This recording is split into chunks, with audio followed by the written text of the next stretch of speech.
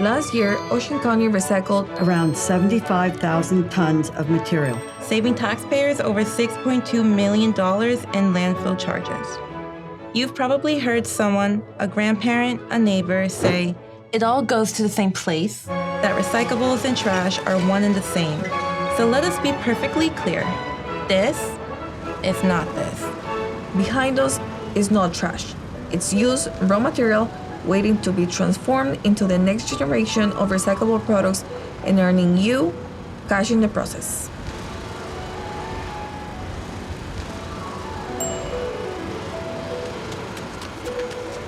First, all trash and debris that found its way into your bin are pre-sorted from the recyclables to be discarded, because we know you didn't deliberately put everything into one bin. This stage is vital to the whole process. Anything that's not recyclable, especially items like plastic bags or batteries, can damage the machines and delay the sorting process. This is why it's critical that the sorting process really begins with you knowing what items can be recycled and what items can't be. Acceptable materials for recycling include the following. At our facility, we are limited to the 3 most common grades of plastic. Check the bottom of the item for a number within the recycling triangle. Anything that isn't a 1, 2, or 5 is unfortunately discarded. Most glass is acceptable. Common metals such as aluminum, steel, and tin.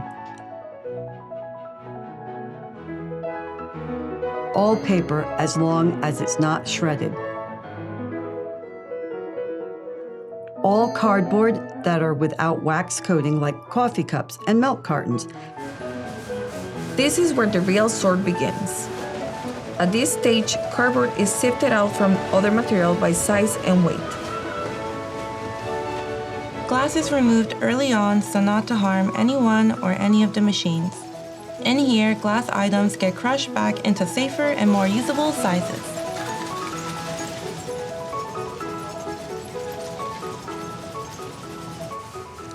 Then, smaller extraneous pieces of paper are targeted by laser sensors, which are then blown into a separate storage area with a blast of air.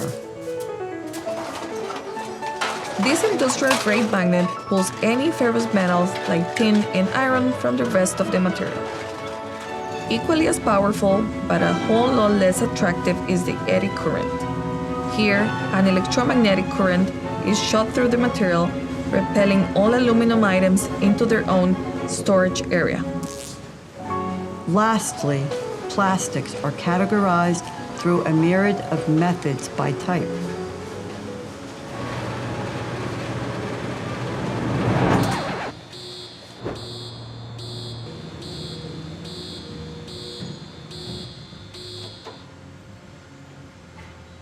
In the time that this plastic bag was stuck in a machine, it cost taxpayers money. Disruptions like these create an impact that is felt through the sorting facility and beyond through the entire recycling process. We do our best, but this is why sorting your waste before it reaches our facility is so important.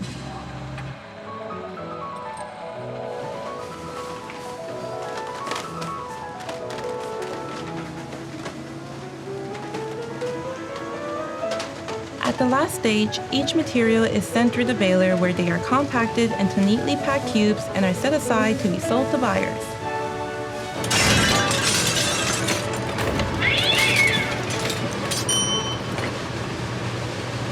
Historically, much of our recyclables and our trash were sent overseas to other countries, just moving the pollution and the problem somewhere else.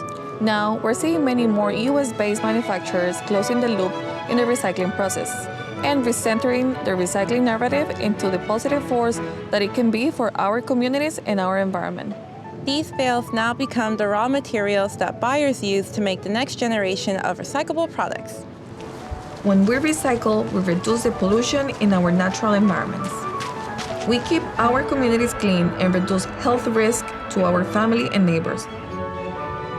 And with each new product created, from recycled material you send us, we create revenue for towns and taxpayers that can be used to enhance the quality of life in our community.